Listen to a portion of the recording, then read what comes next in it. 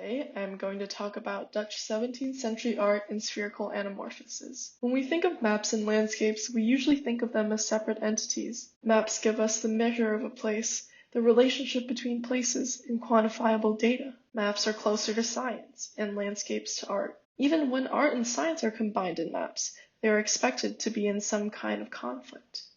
My final project draws our attention not to where the line is drawn between maps and pictures, but to explore where they overlap. And I think 17th century Dutch paintings are a hugely valuable source to begin this exploration. Even within the field of art history and cartography, the binary between art and science has been upheld.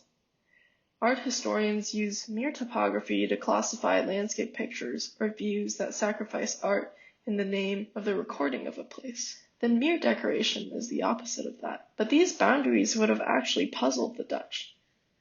The Dutch didn't see maps and pictures as separate. They saw maps as a kind of picture that conveyed knowledge.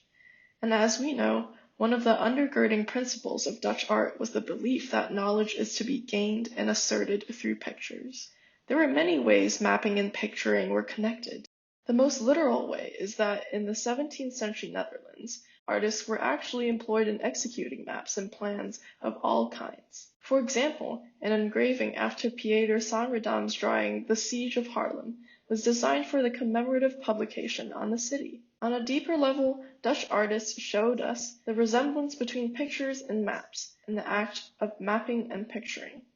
One of the best examples is Johannes Vermeer's art of painting. One thing that really stands out is the powerful pictorial presence of the map. Compared to the music lesson by Jacob Oeterveld, Vermeer's maps are so distinctive that they can be precisely identified. What Vermeer is really saying here is that the map is a piece of painting in its own right. He even puts his name, I. Vermeer, on it. To better understand how maps and pictures are reconciled in the North, let's also compare Orazio Gentileschi's The Finding of Moses with Vermeer's The View of Delft. In the Italian model, we see how Gentileschi's painting is a plane serving as a window into the world, and there is an assumption of a human observer behind that window. In the Dutch model, Vermeer's View of Delft is just like a map, a surface where the artist lays out an assemblage of the world instead of it being a stage for significant human actions.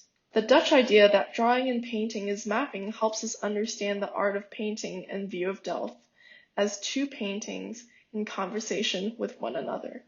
Dutch paintings and drawings during this time actually help us expand our understanding of mapping, which is not only a scientific tool, but as a habit and principle of picturing that shows us how visual evidence greatly contributed to knowledge making and receiving during this time.